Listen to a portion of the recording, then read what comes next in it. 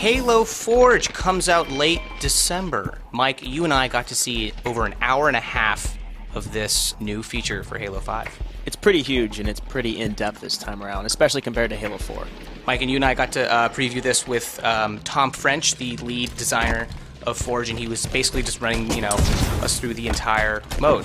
So yeah, let's take a look at all the new stuff. We got an hour and a half of it, but we're going to concise this into, just a few minutes. Yeah, so the main things to take away from it to begin with are, obviously, it's very much bigger, and there are more things to do, and it's kind of an unprecedented level of control. To give you a reference, Tom French was saying there are a few hundred objects you can use in Halo 4. This time around, there are about 1,700.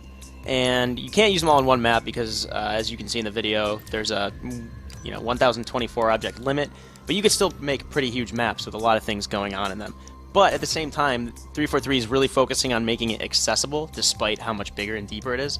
And that comes from new controls, just better visual cues within the environment, and just like small touches all around that are kind of going to increase the ease of use for people that are veterans with Forge or people that just really want to get into it for the first time. Right. Here's an example of the terrain. So he basically grouped these together and was able to move them all together at once. Not just that, but pick the parent or pick like the center of the axis of the entire grouping that he created. Yeah, because in Halo 4 you would have had to say you create something you really like, but then you're like, oh shit, I want to really move it across the map. You'd have to do piece by piece and then make sure the measurements are the same and that they're snapping to it the same part. Here you can just group it and move it across as this huge glacier kind of thing.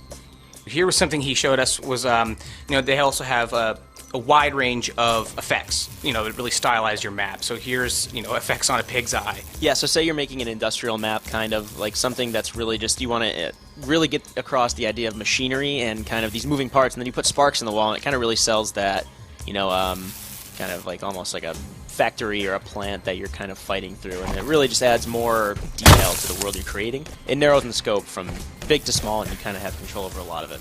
So then we have terrain and tons of different variations of palettes. Which ones we have? Yeah, so you pick a terrain palette to begin with, and there are 4 right now, and each of these are huge. Tom French was saying you could build 3 or 4 of your own maps inside each terrain palette. Obviously, the object count would prevent you from doing anything too huge, but theoretically you could have 4 individual maps, if they're small enough, connected by teleporters across these huge environments. You can kind of see glaciers, mountainous areas.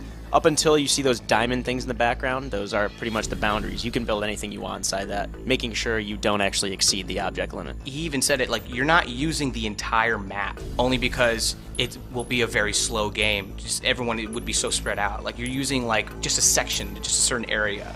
Oh yeah, this dwarfs anything you've seen in Halo 4, especially anything in the previous Forges, because again, they have the more power to have include all the effects you want to do, any objects, any scripting, which is another thing we got to see. The scripting was, I think, my biggest takeaway. Why don't you describe it a little further?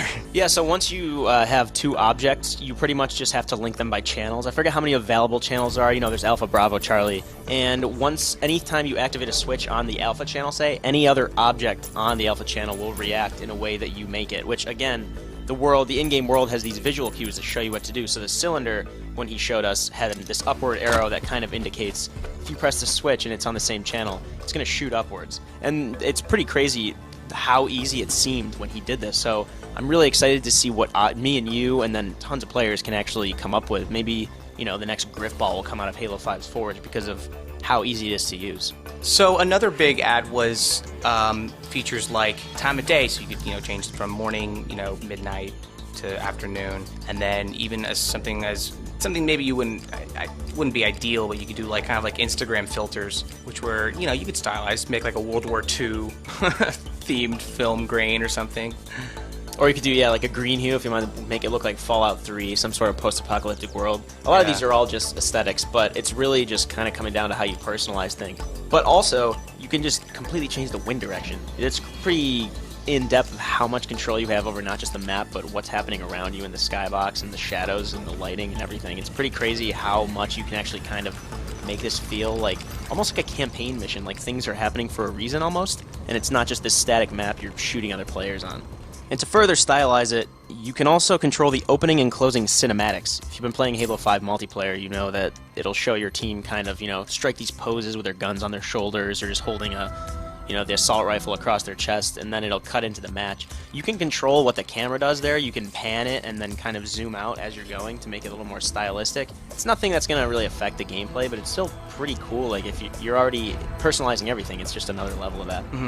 And not even just intro outro implications, but machinima, which was huge, which is also really bizarre to think about because that's not really a game, that's making a movie. So he added a chroma key. Yeah, I'm just imagining you could probably make the mini green screen into like a giant movie theater. I just imagine Red versus Blue in church watching it almost and just commenting on like Mystery Science Theater. Yeah, I'm excited about it. I'm excited about how many more options there are, but also how much easier it seems like it's going to be to use, because Forge has always been one of those things, you get out what you put in, and I think this is going to make it easier to devote that time to it. So I'm really looking forward to seeing what I can create, and just more than that, I'm looking forward to seeing what the community creates and things I can jump into and play myself. Yeah, can't wait. For all of your gaming news and Halo 5 needs, you go to GameSpot.com.